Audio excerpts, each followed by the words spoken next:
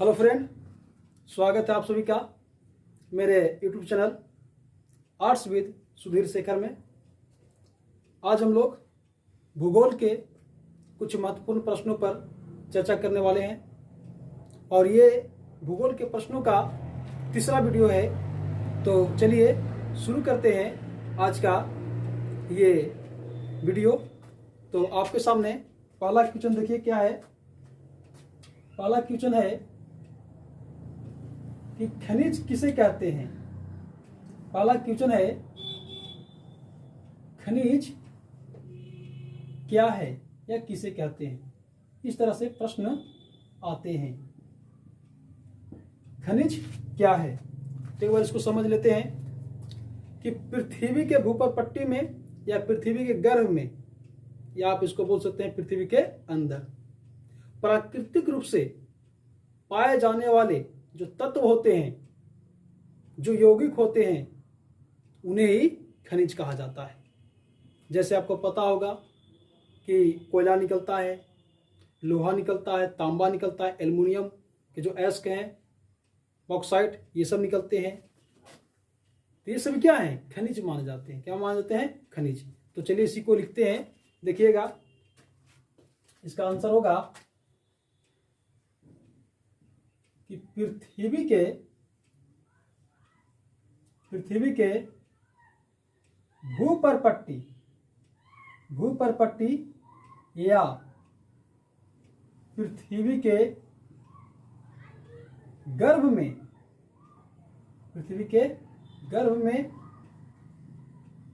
प्राकृतिक रूप से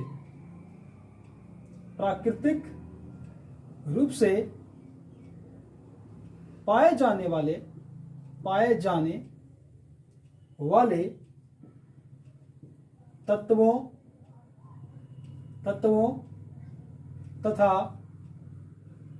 तत्वों तथा यौगिकों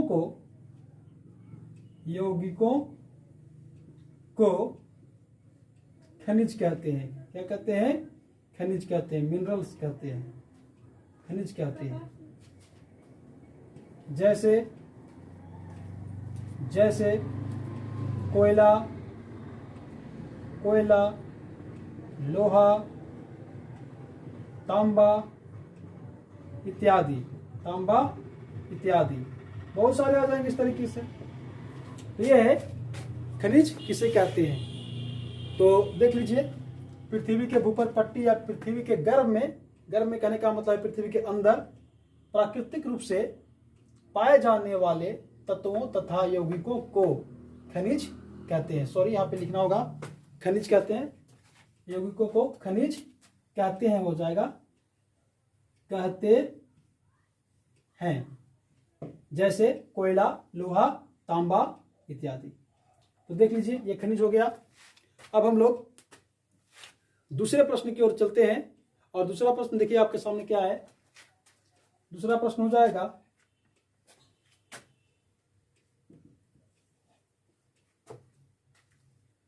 दूसरा प्रश्न है व्यापारिक तथा निर्वाहक कृषि। व्यापारिक तथा निर्वाहक कृषि से आप क्या समझते हैं।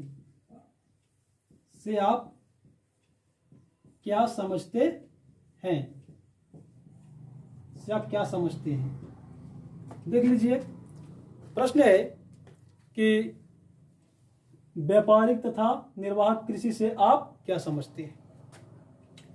तो चलिए इस पे चर्चा करते हैं। देखिए, कृषि जो होता है वो कई प्रकार से होता है और कई उद्देश्यों को ध्यान में रखकर किया जाता है।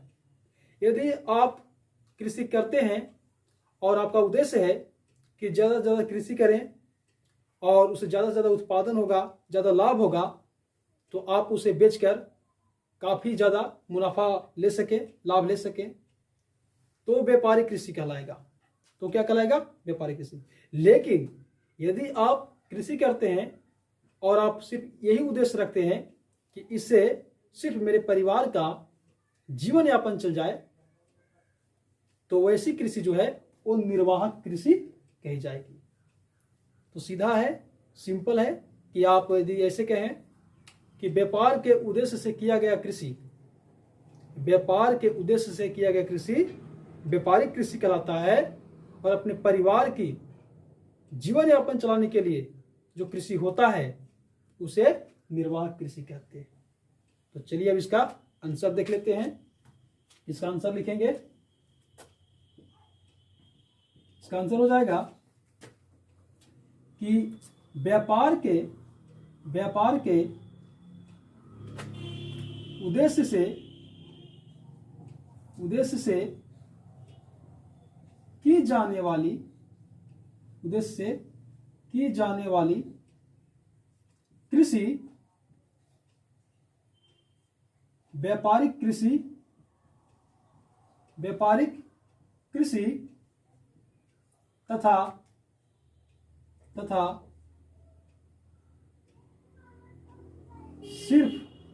सिर्फ अपने परिवार की जीवन यापन के लिए की गई कृषि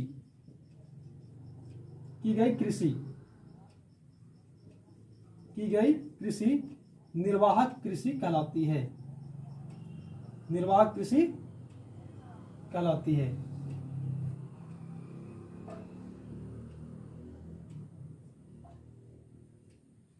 देख लीजिए क्या बताया जा रहा है। यहाँ पे दो कृषि है, एक है व्यापारिक और एक है निर्वाहक। तो आप इसको जीवन निर्वाहक कृषि भी कह सकते हैं। जीवन निर्वाहक कृषि सिंपल है कि यदि आप व्यापार के उद्देश्य से कृषि कर रहे हैं तो स्वाभाविक है कि इस तरह का जो कृषि होगा जिसमें बहुत ज़्यादा लाभ होगा, ये बड़े किसान करते होंगे, है ना। और जो निर्वाहक कृषि है ये छोटे किसानों के लिए है, ये भी इससे स्पष्ट होता है, पता चलता है। तो देख लीजिए, व्यापार के उद्देश्य से की जाने वाली कृषि व्यापारिक कृषि तथा सिर्फ अपने परिवार की जीवन यापन के लिए की गई कृषि निर्वाहक कृषि कहलाती है। तो ये रहा दूसरा प्रश्न। अब जो है हम लोग तीसरे प्रश्न पर चलते हैं, और तीसरा प्रश्न देख लीजिए यहाँ पे हो जाएगा। चलिए हो जाएगा, देख लेते हैं। तीसरा प्रश्न देखिए क्या है। वनों के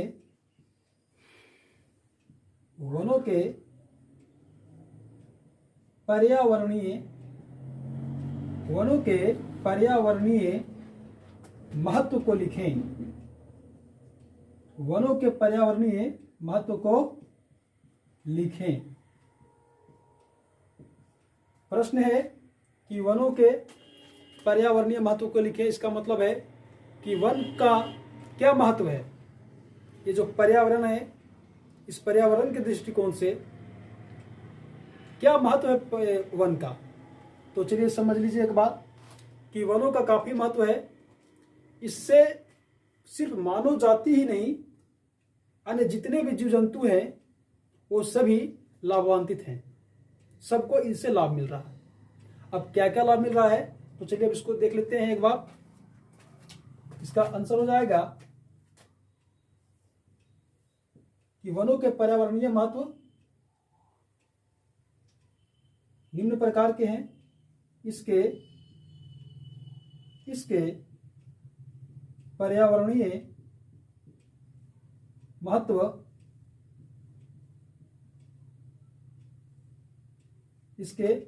महत्व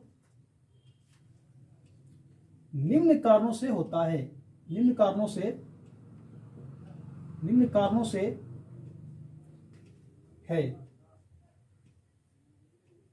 पॉइंट देके लिख लेंगे। इमारती लकड़ियां,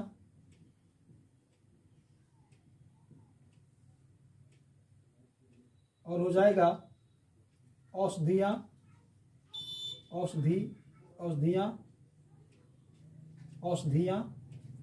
और उसके बाद हो जाएगा शुद्ध हवा, और आपको हो जाएगा वर्षा। क्या हो जाएगा? वर्षा। तो देख लीजिए क्या क्या लिखा गया है, वनों के पर्यावरणीय महत्व को लिखना था। तो इसके पर्यावरणीय महत्व निम्न कारणों से हैं, निम्न कारणों से है। तो क्या क्या है, होता क्या है कि वनों से हमें इमारती लकड़ियां प्राप्त हो जाती है। तो आप इसमें लिख सकते हैं कि इमारती लकड़ियां प्राप्त होती है, ये फर्नीचर में काम आ जाएंगे, कई प्रकार के फर्नीचर बनने में इसका काम आ जाता है। तो आप यहाँ पे लिख देंगे। दूसरा है औषधियाँ, आप यहाँ पे लिख देंगे कि कई प्रकार के औषधियों से क्या होता है कि यहाँ पे कई प्रकार की दवाओं का निर्माण होता है, और दवा कई प्रकार के रोगों को खत्म करने में काम आता है। तो ये इसमें आ जाएंगे। शुद्ध हवा, शुद्ध हवा से मानव ही नहीं बल्कि समस्त जीव जंतु स्वस्थ रहते हैं और वो भली भांति अपना जीवन व्यतीत करते हैं। इसके अलावा है वर्षा, वर्षा सही समय पे होती है। तो ये किसानों के दृष्टिकोण से, कृषि के दृष्टिकोण से काफ़ी महत्वपूर्ण है। तो कृषि बहुत ज़्यादा होती है और कृषि की उत्पादन क्षमता बढ़ जाती है। तो इतना सब फायदा है, तो हम कह सकते हैं कि वनों का पर्यावरणीय महत्व बहुत ज़्यादा है। तो इस तरीके से आप इसको लिख सकते हैं। तो ये रहा तीसरा प्रश्न। अब हम लोग चौथे प्रश्न की ओर बढ़ेंगे और देखेंगे कि चौथा प्रश्न क्या है। तो चौथा प्रश्न देख लीजिए। चौथा प्रश्न हो जाएगा,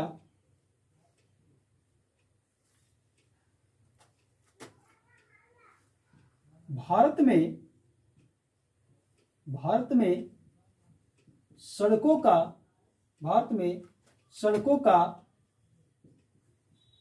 प्रादेशिक वितरण, भारत में सड़कों का प्रादेशिक वितरण को लिखें,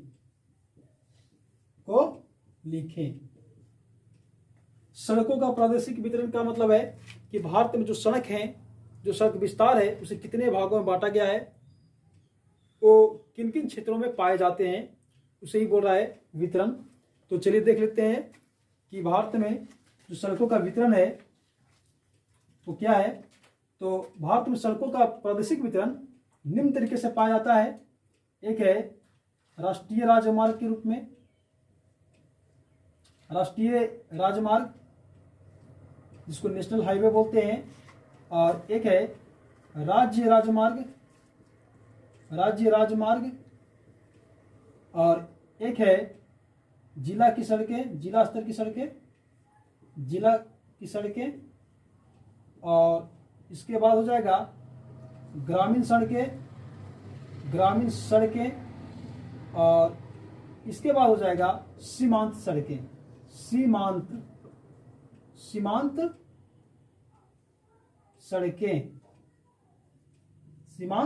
सड़कें। अब देख लीजिए, इस पे बात कर लेते हैं हम लोग। पहला है राष्ट्रीय राजमार्ग। राष्ट्रीय राजमार्ग के अंतर्गत 3 प्रकार के सड़क आ जाएंगे। देख लीजिए कौन कौन। एक आ जाएगा स्वर्णिम चतुर्भुज।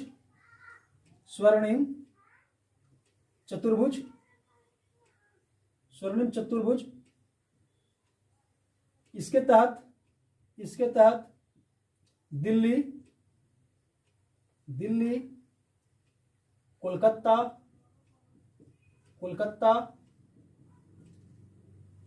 चेन्नई और मुंबई को जोड़ा गया है। भारत सरकार के द्वारा ऐसा प्रयास किया गया कि 4 महानगरों को जोड़ने का प्रयास किया गया, और वो स्वर्णिम चतुर्भुज योजना के माध्यम से किया गया। तो कौन कौन? दिल्ली, कोलकाता, मुंबई और चेन्नई। ये सब जो है राष्ट्रीय राजमार्ग के अंतर्गत आ जाएंगे। उसके बाद देख लीजिए राजमार्ग जो है, इसमें आपको याद रखना होगा कि ये कुल सड़क का 4% है। कुल सड़क का कितना है? 4%। और जिला की सड़कें जो है वो कुल सड़क का 14%, और ग्रामीण सड़कें हैं ये है कुल सड़क का 80%। इसमें आपको याद रखना है कि भारत में जो राज्य स्तर के जो राजमार्ग मिलते हैं, वो जितने भी सड़कें, उन सड़कों में इनका जो परसेंटेज है वो 4% है। जिला की सड़कें जो हैं, जिला स्तर की जो सड़कें होती है ना, जो एक जिला से दूसरे जिला को जोड़ने का काम करता है, वो उसकी 14% है, और ग्रामीण सड़कें का जो विस्तार है वो कुल सड़कों का 80% है। लास्ट है सीमांत सड़कें। ये क्या होता है तो देख लेंगे। सीमांत सड़कें तो वैसे क्षेत्र जो दुर्गम पहाड़ी क्षेत्र होते हैं, जो सामरिक और राजनीतिक दृष्टि से महत्वपूर्ण होते हैं, उन स्थानों को मुख्य मार्गों से जोड़ने का काम होता है। तो उसके लिए जो बनाया जाता है वही है सीमांत सड़कें। क्या है? सीमांत सड़कें। कि जो दुर्गम पहाड़ी क्षेत्र होता है लेकिन वो सामरिक दृष्टिकोण से, या आप कह लीजिए धार्मिक दृष्टिकोण से और राजनीतिक दृष्टिकोण से यदि महत्वपूर्ण है तो उसे मुख्य सड़क से जोड़ने का कार्य किया जाता है, और वही जो है सड़क कहलाता है वो कहलाता है सीमांत सड़कें। इसको आप लिख सकते हैं कि भारत में सड़कों का जो प्रादेशिक वितरण है वो इस प्रकार है।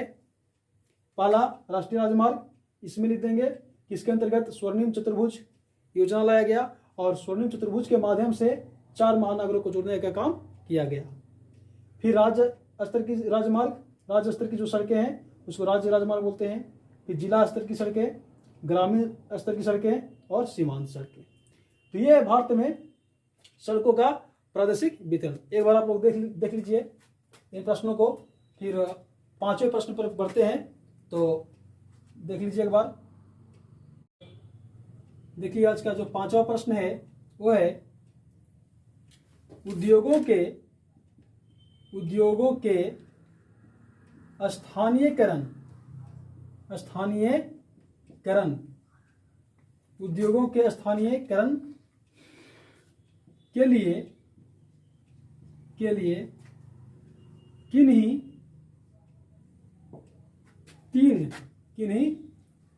तीन कारकों को लिखें।